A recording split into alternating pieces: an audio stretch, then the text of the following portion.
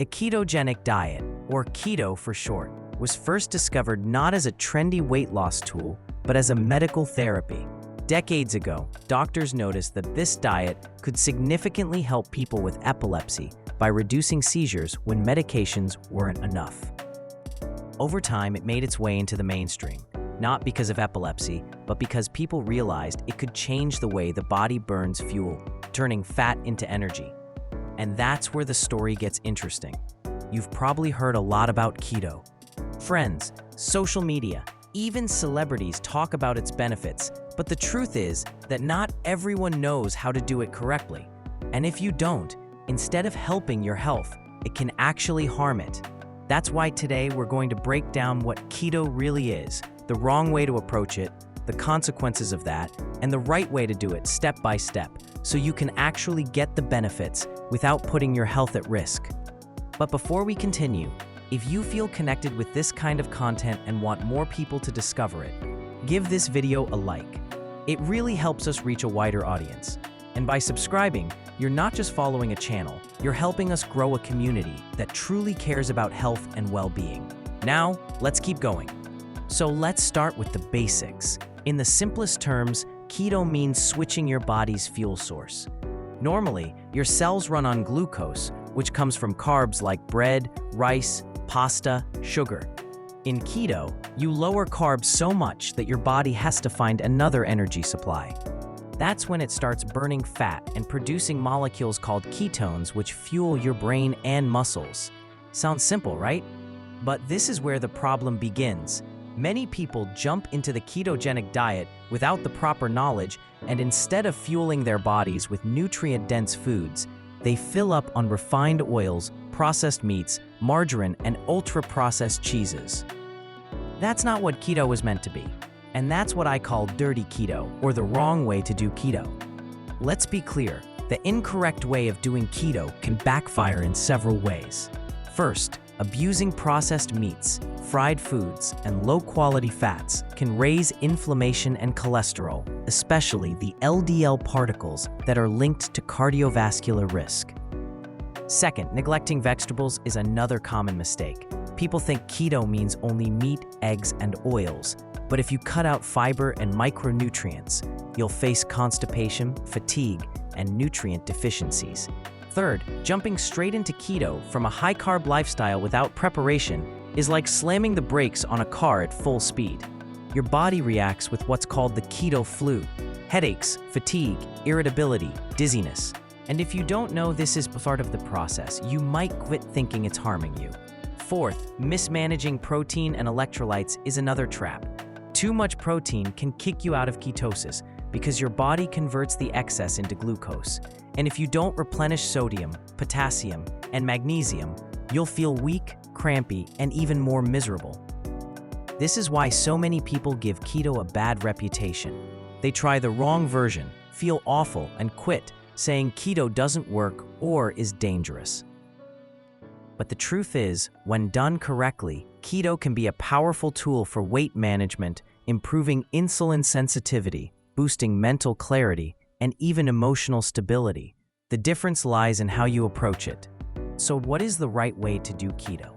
First, you need mental preparation.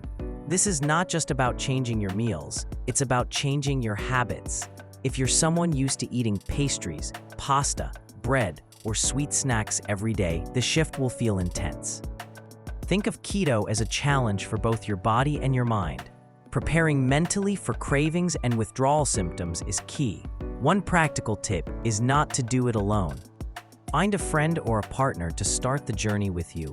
Sharing recipes, celebrating milestones, and motivating each other makes the whole process easier and more sustainable. Second, plan your meals carefully.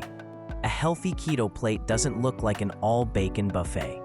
The foundation should be whole, nutrient-dense foods: avocados, olive oil, coconut oil, eggs, salmon, sardines, nuts and seeds, leafy greens, and low-carb vegetables like zucchini, broccoli, spinach, or cauliflower.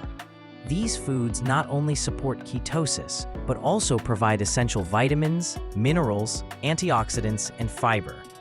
This is how you avoid nutrient deficiencies and maintain digestive health. Third, prepare for the keto flu, because it will happen. It's not a disease, it's simply your body adapting from burning glucose to burning fat.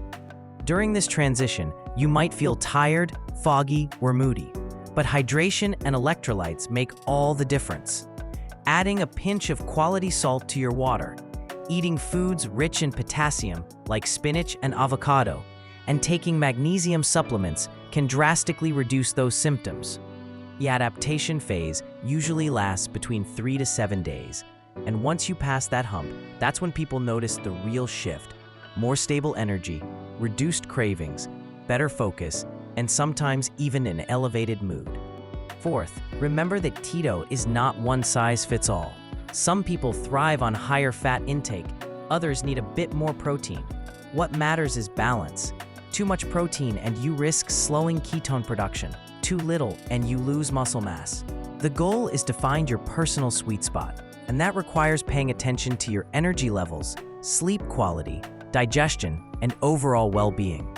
Finally, the true benefits of keto only appear after consistency.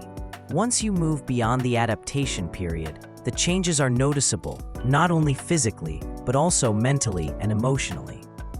People report fewer energy crashes, more control over hunger, and a sharper mind.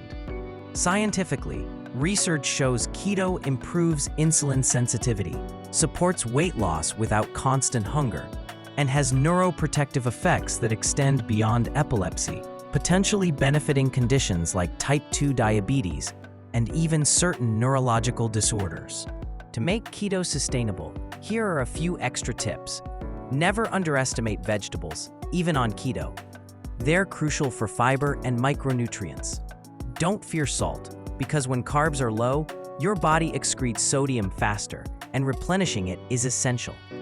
Start gradually if you want. Reducing carbs over a couple of weeks instead of all at once can make the transition smoother. And above all, prioritize natural, high-quality fats over processed ones. So here's the truth. Keto can be a health hack or a health hazard, depending on how you do it. The wrong way leads to inflammation, deficiencies, and frustration. The right way leads to fat adaptation, energy stability, mental clarity, and better metabolic health. It's not about extreme measures, it's about smart choices and consistency. If you've been curious about keto, now you know the roadmap. Prepare your mind, choose the right foods, survive the adaptation, and stay consistent. And don't let the keto flu scare you off. It's just a temporary stage before the rewards show up. The ketogenic diet started as a medical tool, and when used correctly, it remains a powerful way to reset how your body uses energy. But never forget, the details matter. It's not just about eating fewer carbs. It's about nourishing your body wisely. If you haven't subscribed yet, this is the moment. Hit the button, leave a like, and share this video to keep growing our community. And now, I want to hear from you. Have you ever tried the keto diet? How did you handle the keto flu? Share your experience in the comments. I'll be reading them. Once again, thanks for watching. See you in the next video.